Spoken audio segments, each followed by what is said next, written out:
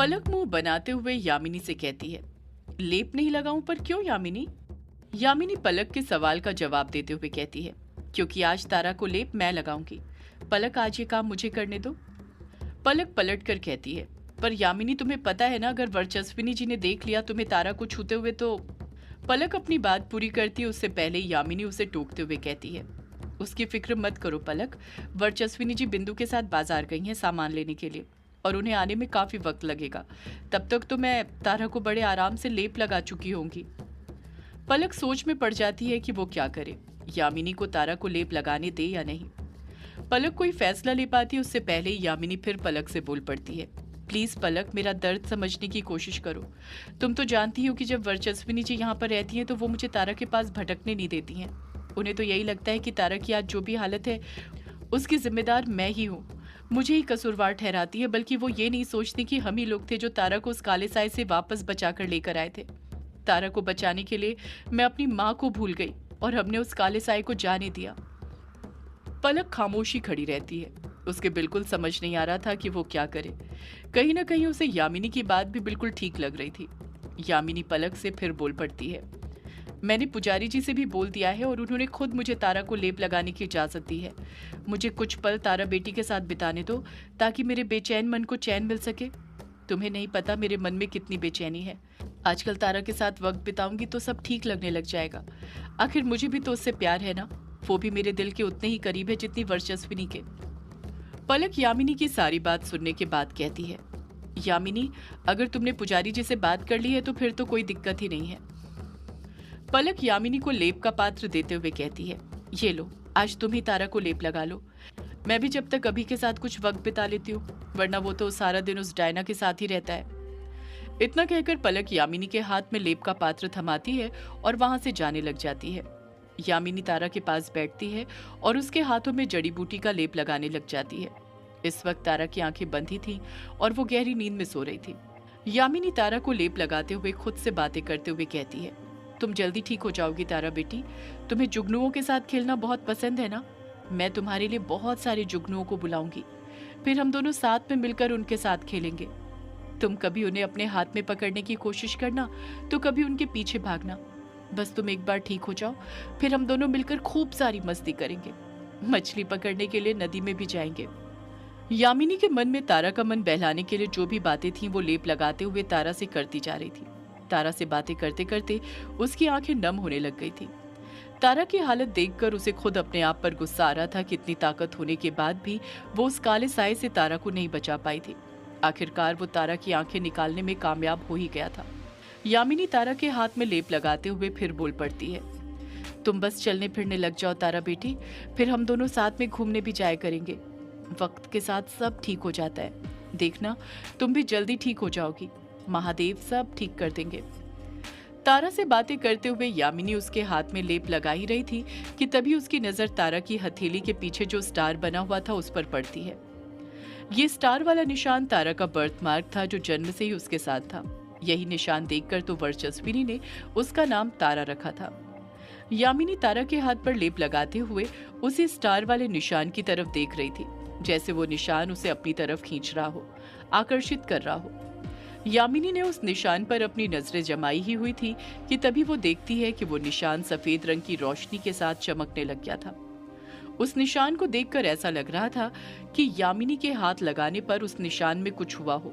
जैसे ही यामिनी की नजर उस स्टार वाले निशान से निकलती सफेद रोशनी पर पड़ती है, यामिनी की आंखें खुली की खुली रह जाती हैं। स्टार वाले निशान से इतनी तेज सफेद रोशनी निकल रही थी कि वो कमरे के चारों तरफ बिखरने लग गई थी। यामिनी हैरानी के साथ खुद से बड़बड़ाते हुए कहती है, ये कैसे हो सकता है? यामिनी ने इतना कहा ही था कि तभी उस कमरे में कार्तिक पुजारी आ जाते हैं और उनकी नजर भी तारा के हाथ पर जो स्टार बना था जिससे सफेद रोशनी निकल रही थी उस पर पड़ जाती है। कार्तिक पुजारी यामिनी से हैरानी के साथ पूछते हैं, ये तुम क्या कर रही हो यामिनी? ये तारा के हाथ से ये रोशनी कैसे निकल रही है? यामिनी कार्तिक पुजारी के सवाल का जवाब देते हुए कहती है, ये मैं नहीं कर रही हूँ पुजारी जी, मैं तो बस तारा को लेप लगा रही थी। ये रोशनी उसके हाथ से खुद अपने आप निकल रही है। कार्तिक पुजारी उस स्टार वाले निशान को देखते हुए कहते हैं, इसका मतलब ये हुआ कि तारा के पास अभी भी दैवीय शक्तियां मौजूद हैं। जैसे ही कार्तिक पुजारी अपनी बात पूरी करते हैं, तारा के हाथ में बने स्टार में से जो सफेद रोशनी निकल रही थी वो निकलनी बंद हो जाती है। वो स्टार वाला निशान पहले की तरह नॉर्मल हो जाता है। यामिनी भी कार्तिक पुजारी की बात से पूरी तरह सहमत होते हुए कहती है, हाँ पुजारी जी, आपने बिल्कुल सही कहा। तारा के पास अभी भी दैवीय शक्ति मौजूद है। कार्तिक पुजारी कुछ परेशान होते हुए कहते हैं, पर ऐसा कैसे हो सकता है? उस अमावस्या की रात तो उस भक्षानर के अंश ने तारा से उसकी सारी दैवीय शक्तियां ले ली थी। फिर तारा के पास दैवीय शक्ति कैसे हो सकती है? यामिनी तुरंत कार्तिक पुजारी के सवाल का जवाब देते हुए कहती है, पुजारी जी, हो सकता है कि उस रात वो भक्षानर का अंश तारा की पूरी दैवीय शक्तियां ले ही नहीं पाया हो। दैवीय शक्ति का कुछ अंश तारा के अंदर ही छूट गया हो। आखिर वो खुद भी तो भक्षानर का एक अंश ही है ना। खुद भक्षानर थोड़ी है, वो उतनी शक्तियां अपने अंदर समाहित ही नहीं कर पाया हो। कार्तिक पुजारी इस बारे में सोच ही रहे थे कि फिर यामिनी बोल पड़ती है, पुजारी जी, उस अमावस्या की रात तारा को ढूंढते हुए जब हम ग्रेवयार्ड कोठी गए थे तो वहां पर रूम नंबर 666 में युग बाबू को अनुराग अंकल की आंख मिली थी और उसी की मदद से उन्होंने देखा था कि जब काला साया तारा को लेकर ग्रेवयार्ड कोठी में आया था तो रूम नंबर 666 में क्या हुआ था। मुझे अच्छे से याद है, तारा की दोनों आंखें निकालने के बाद भी वो काला साया ज्यादा खुश नजर नहीं आ रहा था। वो तारा से बार बार बोल रहा था, तूने मेरे साथ चालाकी की, मैं तुझे छोड़ूंगा नहीं। उस वक्त तो मुझे उसकी बातें बिल्कुल भी समझ नहीं आ रही थी, पर अब सब समझ आ रहा है। वो काला साया जरूर इसी चालाकी की बात कर रहा होगा। तारा ने उस भक्षानर के अंश को अपनी पूरी शक्ति नहीं लेने दी होगी। कार्तिक पुजारी तुरंत पलट कर कहते हैं, पर तारा ने ऐसा किया कैसे? यामिनी कहती है, तारा ने ऐसा कैसे किया पुजारी जी, मैं ये तो नहीं जानती, पर इतना जरूर कह सकती हूँ कि तारा के अंदर अभी भी कुछ दैवीय शक्तियां मौजूद हैं। मैं उस शक्ति को महसूस कर सकती हूँ। वो दैवीय शक्ति बहुत कम है, पर तारा के अंदर अब भी दैवीय शक्ति मौजूद है। कार्तिक पुजारी कहते हैं, पर मुझे कभी इतने दिनों से उन दैवीय शक्तियों का एहसास क्यों नहीं हुआ? मैं तो रोज सुबह शाम तारा की देख रेख में ही लगा रहता हूँ। यामिनी कार्तिक पुजारी के सवाल का जवाब देते हुए कहती है, क्योंकि आपके पास कोई दैवीय शक्ति नहीं है पुजारी जी। अभिशाप खत्म होने के बाद दैवीय शक्तियां मेरे पास है। हो सकता है इसी वजह से तारा को छूने पर मुझे उन शक्तियों का एहसास हुआ हो। मेरे छूने से उन दैवीय शक्तियों में कुछ हलचल हुई हो, जिस कारण ये सफेद रोशनी निकली हो।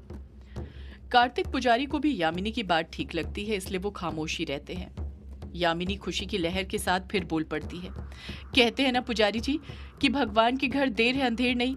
देर से ही सही, पर अब हमारा वक्त आ गया है उस काले साए का फिर से सामना करने का। महादेव ने फिर हमें एक राह दिखाई है उस काले साए से लड़ने की। पर इतना कहकर यामिनी चुप हो जाती है। यामिनी को एकदम से चुप होते देख कार्तिक पुजारी को बहुत अजीब लगता है और वो उससे तुरंत पूछ पड़ते हैं, पर क्या यामिनी? यामिनी कार्तिक पुजारी के सवाल का जवाब देते हुए कहती है, पर पुजारी जी, तारा के अंदर इस वक्त दैवीय शक्ति का जो एक अंश बचा हुआ है वो जागृत नहीं है। जब तक वो दैवीय शक्ति जागृत नहीं होती, तारा उसका उपयोग नहीं कर सकती है। उसका उपयोग करने के लिए उस दैवीय शक्ति का जागृत होना बहुत जरूरी है। मुझे लगता है कि पिछली बार जैसे मैंने तारा की बाकी शक्तियों को जागृत किया था, मुझे इस बार भी तारा की इस दैवीय शक्ति को जागृत करना होगा। कार्तिक पुजारी कहते हैं, पर तुम ये कैसे करोगी यामिनी? तुम्हें पता है ना, वर्चस्विनी तुम्हें तारा के पास भी नहीं भटकने देती है। तो तुम्हें क्या लगता है कि वो तुम्हें तारा के अंदर की बची हुई दैवीय शक्ति को जागृत करने की अनुमति दे देगी? यामिनी पलट कर कहती है, उसे अनुमति देनी होगी पुजारी जी, मैं उससे बात करके देखूंगी। ये सिर्फ हमारी लड़ाई नहीं है, पूरे पृथ्वी लोक की लड़ाई है।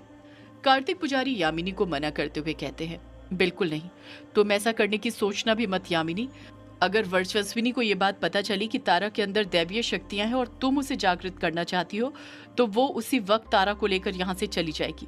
उसे लगेगा कि अब तक तो बस तारा की आंखें आवाज गई हैं, कहीं उसकी जान भी ना चली जाए। इसी डर से वो यहाँ से वापस चली जाएगी। यामिनी परेशान होते हुए कहती है, तो फिर हम क्या करें पुजारी जी? कार्तिक पुजारी कुछ सोचते हुए कहते हैं, तारा की शक्ति जागृत करने की जिम्मेदारी मैं लेता हूँ। मैं भले ही तारा के अंदर की दैवीय शक्ति को महसूस नहीं कर पाया हूँ, पर उसे जागृत कैसे करना है ये मुझे पता है। तुम तारा से दूर ही रहो। एक और बात, वर्चस्विनी को कभी पता नहीं चलना चाहिए कि तारा के अंदर दैवीय शक्ति अभी भी बाकी है, वरना वो तारा को यहाँ से लेकर चली जाएगी। तुमने देखा था ना उस दिन जब तारा को होश आया था, तो वो तो उसी वक्त तारा को लेकर यहाँ से जाने वाली थी। वो तो मैंने उससे कहा था कि मैं तारा की खोई हुई आवाज वापस ला सकता हूँ। मैंने उसे आश्वासन दिया, तब जाकर वो मेरी बात मानी है। यामिनी को भी कार्तिक पुजारी की बात ठीक लगने लग जाती है। उसने खुद देखा था कि जब वर्चस्विनी गांव छोड़कर शहर जाने की कितनी जिद कर रही थी। तो कार्तिक पुजारी जी ने ही उसे रोका था। यामिनी का मन तो था कि वो खुद तारा की बची हुई शक्तियां जागृत करे, पर वो जानती थी कि वर्चस्विनी कभी इस बात के लिए राजी नहीं होती। इसलिए वो ना चाहते हुए भी कार्तिक पुजारी की बात मानते हुए कहती है, ठीक है पुजारी जी, अगर आप कहते हैं तो मैं तारा से दूर ही रहूंगी और ये बात कभी वर्चस्विनी को पता नहीं चलने दूंगी। कार्तिक पुजारी यामिनी की आंखों में देखते हुए उसे भरोसा दिलाते हुए कहते हैं, तुम चिंता मत करो यामिनी, मैं जल्द से जल्द तारा के पास जो दैवीय शक्ति का अंश बचा है उसे जागृत कर लूंगा। ये मेरा वादा है तुमसे, बस तुम तारा से दूर रहो। कार्तिक पुजारी की ये बात कहते ही यामिनी अतीत की यादों में से बाहर आ जाती है। इस वक्त वो कार्तिक पुजारी के साथ मंदिर के गर्भगृह से बाहर निकल चुकी थी और कार्तिक पुजारी के साथ मंदिर की सीढ़ियां उतरने लग गई थी। यामिनी कार्तिक पुजारी से कहती है, पुजारी जी, आपने मुझसे वादा किया कि आप तारा की बची हुई दैवीय शक्ति को जागृत कर देंगे, पर आप आज तक तारा की शक्तियों को जागृत नहीं कर पाए हैं। कार्तिक पुजारी उदासी के साथ कहते हैं, यामिनी बेटी, मैं इसी कोशिश में लगा हुआ हूँ। यामिनी को चिढ़ते हुए कहती है, आप कब तक ऐसी नाकाम कोशिश करते रहेंगे पुजारी जी, एक बार आप मुझे कोशिश क्यों नहीं करने देते।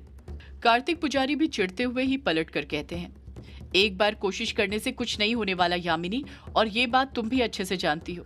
पिछली बार भी तारा की शक्ति जागृत करने के लिए तुम्हें काफी वक्त लगा था, और इस बार तो बस तारा के पास दैवीय शक्ति का एक छोटा सा अंश है जो पता नहीं कब जागृत होगा। और तुम्हारी कोशिश करने के चक्कर में अगर वर्चस्विनी को इस बात की भनक लग गई तो फिर काले साए से लड़ने की जो हमें उम्मीद मिली है वो भी टूट जाएगी। वर्चस्विनी तारा को लेकर यहाँ से चली जाएगी। यामिनी पलट कर कहती है, तो फिर क्या करे पुजारी जी, ऐसे ही बस इंतजार करते रहें। कार्तिक पुजारी अपना दिमाग चलाते हुए कुछ सोचते हुए कहते हैं, एक काम और कर सकते हैं, तुम ऐसा करो, तुम हमारे साथ कुटिया में ही रहने के लिए आ जाओ।